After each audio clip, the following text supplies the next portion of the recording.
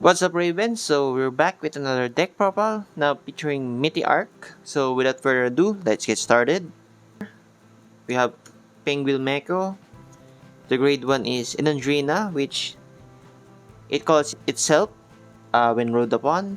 Then Lurut Manta, which again calls itself when rode upon. Mythiarq Lurutsu, when this is placed, you get to check top 7 and call one card that is grade 3 or less to rearguard circle.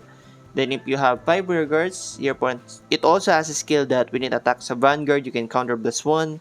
You choose one of your rearguards with Mythiarq in its card name and you return it to hand, then choose a card with different card name with Mythiarq, then you call it to the rearguard circle. So for our main deck, 3 Mythiarq, Lurutsu, 4 copies of Alpiral. When it's placed, if you have 3 or more units with Mythiarq in its card name, this unit gets plus 5,000 to the end of turn, then you can counter +1 and draw a card. For our grade 2s, we run 4 copies of Humilin. If you have 3 or more rearguards with Mythiarq in its card name, this unit gets plus 5,000. Then if you soul +1, you can choose one of your opponent's rearguards and that unit cannot stand. Basically, it's giving Mega Colony vibes. Then you can find a rearguard with Mythiarq in its different card name from this unit, and you can call that card to rearguard circle. So it's a skill that lets you super call something hypothetically to the board, so that you can activate the skill of Inandrina. So you can the front card of that unit an additional 5k. 3 extra copies of Lurut Mantas. It is a good soul charger to the decks because you will use soul blast in this deck because of this card when it's placed.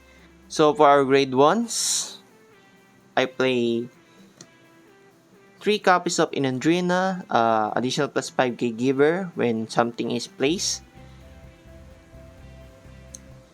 Copies of Usuzaster, which is a good way to counter charge, so it gives a counter charge if you have 3 or more face down cards already in your damage zone and you did not counter charge this turn. The tech spot, I don't run the Mythiarq Habitat. Instead, I run 4 copies of Bupress Stinger. He's a good 5k, extra 5k attacker, so it's a 13k body and lets you search for one Sweet Honey Garden.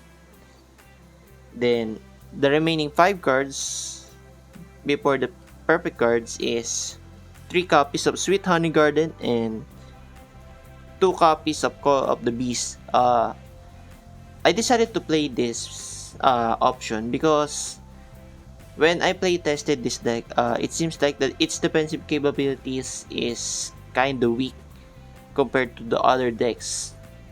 Its aggro is strong because everything in your ride line calls themselves when rode upon. So ideally you can have a complete board, but your hand is like not plussing at all. So the best way to maximize the amount of cards with the amount of shield you can have is playing these order cards, which help me give some defensive options once per turn during my opponent's turn.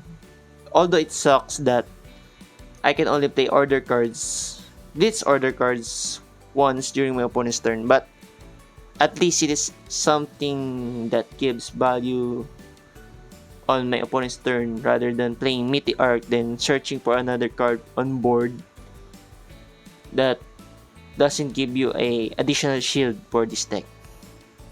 So for the rest, I run, of course, 4 PGs, 7 crits,